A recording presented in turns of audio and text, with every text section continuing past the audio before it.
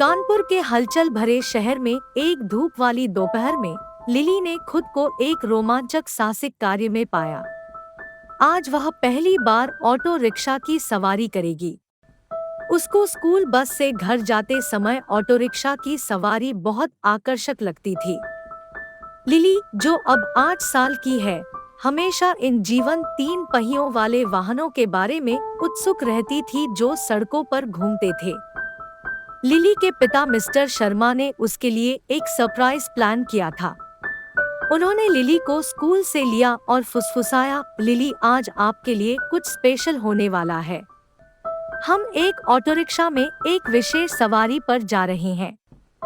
Lily की आंखें उत्साह से फैल गई और उसका दिल खुशी से भर गया। वे पास के एक ऑटो रिक्शा स्टैंड के लिए खड़े हो गए। लिली जीवंत रंगों और वाहनों की सजावट को देखकर चकित रह गई। हर एक का अपना अनूठा व्यक्तित्व प्रतीत होता था। श्री शर्मा ने राजेश नाम के एक हंसमुख ऑटो रिक्शा चालक के साथ किराए पर बातचीत की, जिसकी आंखों में एक चमक थी और उसके चेहरे पर एक गर्म मुस्कान थी। जैसे ही लिली ऑटो रिक्शा में बैठी, वह आरामदेह इंटीरियर को देखकर चकित रह गई। सीटों को गद्दीदार बनाया गया था और चमकीले पैटर्न वाले कपड़े से ढका गया था। डैशबोर्ड पर तरह-तरह के रंग-बिरंगे आभूषण दिखाई दे रहे थे और ऑटो रिक्शा की गति तेज होने पर घंटियों की झंकार बज रही थी। राजेश ने बड़ी कुशलता से ऑटो रिक्शा चलाया और यातायात को आसानी से पार कर लिया।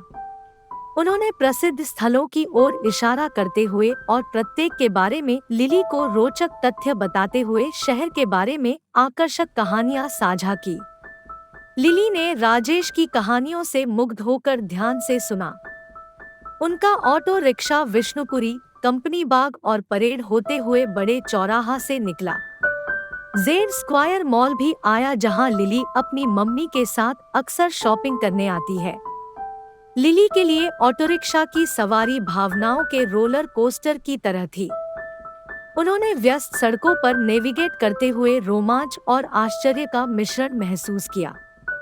हवा उसके गालों से टकराई और उसकी हंसी शहर की आवाज के साथ मिल गई।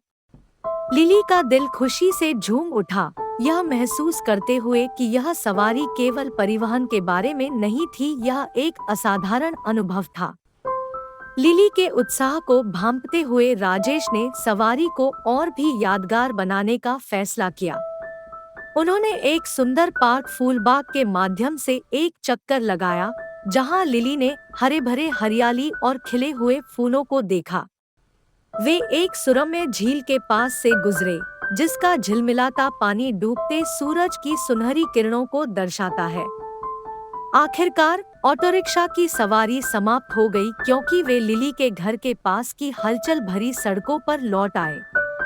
लिली ने एक विस्तृत मुस्कान और दिल से अलविदा के साथ राजेश को धन्यवाद दिया। उनके द्वारा प्रदान की गई रमणीय यात्रा के लिए उनका हृदय कृतज्ञता से भर गया।